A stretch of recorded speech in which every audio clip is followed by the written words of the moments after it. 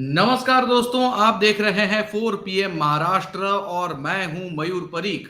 इस समय महाराष्ट्र की राजनीति के साथ जुड़ी हुई एक कानूनी दांवपेच की बहुत बड़ी खबर सामने आ रही है। बात यह है कि सुप्रीम कोर्ट की वेबसाइट पर डेली अपडेट जो केसेस लिस्ट होते हैं उसकी सूची जारी हुई है और सुप्रीम कोर्ट में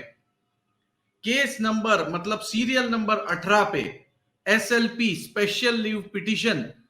क्रमांक 3997/2023 उद्धव ठाकरे बनाम एकनाथ संभाजी शिंदे, इन दोनों के बीच सुनवाई जो है वो लिस्ट हो गई है और उसी के साथ तालिका क्रमांक 19 पर पिटीशन नंबर 685/2023 जो है सुप्रीम कोर्ट बनाम महाराष्ट्र के स्पीकर राहुल नार्वेकर, इन दोनों मामले में जो है वो सुनवाई सुप्रीम कोर्ट में लिस्ट हो गई है। आज के इस वीडियो में मैं आपको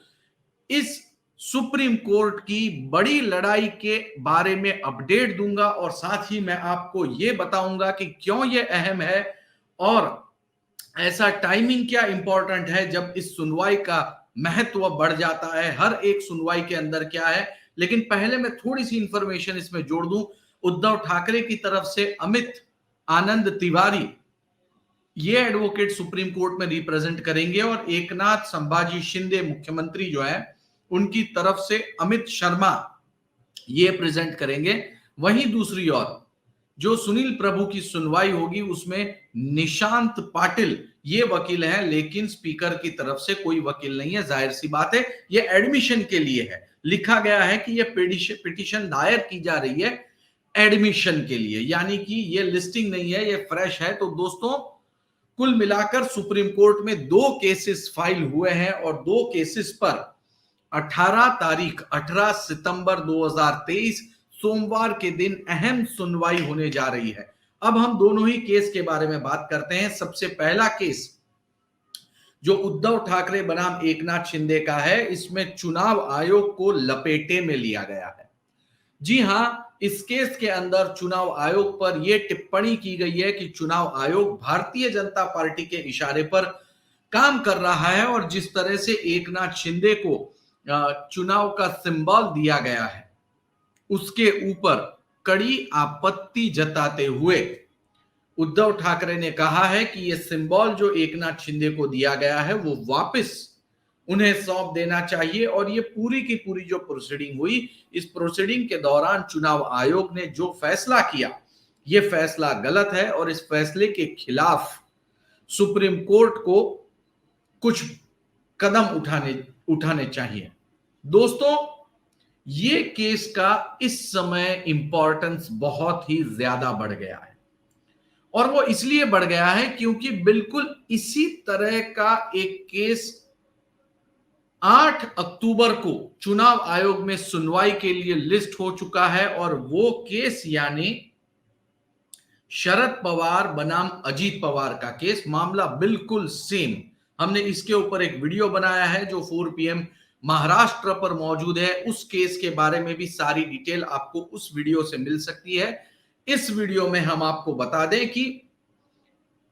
सुनवाई के लिए चुनाव आयोग ने जहां राष्ट्रवादी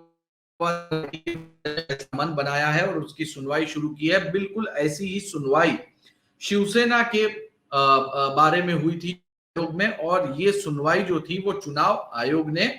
कंडक्ट करते हुए एकनाथ शिंदे के पक्ष में फैसला सुनाया। अब उद्धव ठाकरे का सुप्रीम कोर्ट में यह कहना है कि चुनाव आयोग का फैसला गलत है, उसे पलट दिया जाए क्योंकि सिर्फ और सिर्फ जनप्रतिनिधियों की संख्या के आधार पर सिंबल का फैसला नहीं हो सकता। सिंबल का फैसला अध्यक्ष करेगा और जो पार्टी के भीतर चीफ व्हीप चुना जाता है वही इस मामले में फैसला कर सकता है। दोस्तों बिल्कुल ऐसा ही मामला जो है वो एनसीपी पार्टी में अजीत पवार और शरद पवार के विषय में भी है, यानी कि सुप्रीम कोर्ट में जो यह सुनवाई शुरू होने जा रही है उसका सीधा असर चुनाव आयोग की उस सुनवाई पर 8 अक्टूबर को पूरी तरह से पड़ सकता है। ऐसे में जो उद्धव ठाकरे ने सुनवाई की है वो बहुत ही इंपॉर्टेंट है। दोस्तों दूसरा जो केस है वो है सुनील प्रभु, जो कि मातोश्री यानी कि उद्धव ठाकरे के एकदम खास हैं। सुनील प्रभु ने याचिका दायर की है महाराष्ट्र के स्पीकर के खिलाफ। सुनील प्रभु ने अपनी याचिका में यह बताया है कि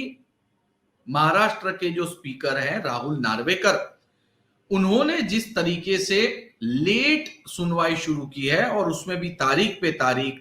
तारीख। दोस्तों इस तारीख पे तारीख पर भी हमने 4 PM में एक वीडियो बनाया है, आप हमारे YouTube चैनल पर जाकर उस वीडियो को देख सकते हैं। तो ये तारीख पे तारीख जो महाराष्ट्र के स्पीकर कर रहे हैं उस पर रोक लगे और तेजी से 16 विधायकों की डिस्क्वालिफिकेशन के बारे में सुनवाई हो और तेजी से जो है राहुल नार्वेकर इस बारे में अपना फैसला सुनाए।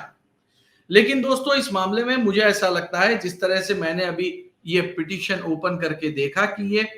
मेंशन मेमो है फॉर एडमिशन, यानी कि ये सिर्फ एडमिट होगी और अगर ये एडमिट होगी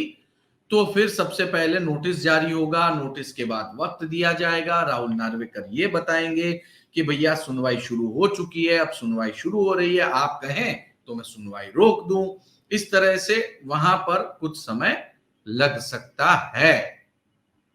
और ऐसे में सुनील प्रभु ने जो महाराष्ट्र के स्पीकर के खिलाफ जो अर्जी लगाई है सुनवाई की, वो डिले हो सकती है। लेकिन ये जो उद्धव ठाकरे और एकनाथ शिंदे का मामला, जो इस समय जो चुनाव आयोग ने फैसला सुनाया और जिसे चैलेंज किया गया है सुप्रीम कोर्ट में, उस पर कोई ना कोई अहम चीज हो सकती है। दोस्तों ये अहम इसलिए भी है क्योंकि चुनाव आयोग ने जो अपना फैसला सुना दिया है उससे एकनाथ शिंदे को बहुत जबरदस्त फायदा हुआ है और मशाल मिली है उद्धव ठाकरे को। तो उद्धव ठाकरे जो है उनको मशाल मिलने की वजह से वो नाराज हैं, उनको पुराना सिंबल चाहिए और वो उसके लिए लीगल रिव्यू की डिमांड कर रहे हैं। चुनाव आयोग ने जो फैसला लिया है उसका लीगल रिव्यू किया जाए। तो दोस्तों जब ये लीगल रिव्यू होगा, इसके ऊपर सुप्रीम कोर्ट चुनाव आयोग को नोटिस जारी करेगा, क्योंकि इस पिटीशन में यह भी कहा गया है कि चुनाव आयोग जो कुछ भी कर रहा है वो बीजेपी के इशारे पे कर रहा है। और दोस्तों कुछ ही समय पहले चुनाव आयोग के कामकाज पर सुप्रीम कोर्ट ने टिप्पणी की थी कि चुनाव आयोग के जो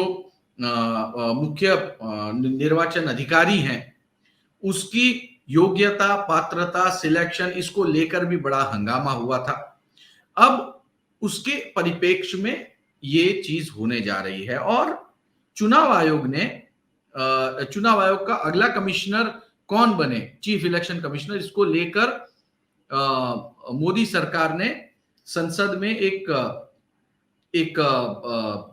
विधेयक भी ले आया था कि अब जो भी चुनाव मुख्य आयुक्त बनेगा उसके सिलेक्शन के दौरान जो है उसका दर्जा जो होगा वो सुप्रीम कोर्ट के चीफ जस्टिस जितना नहीं होगा। तो दोस्तों इस पूरे परिप्रेक्ष्य में, इस बैकग्राउंडर में सुप्रीम कोर्ट की टिप्पणी के बाद और चुनाव आयोग के फैसले आने के बाद और एक तरफ जहां एनसीपी की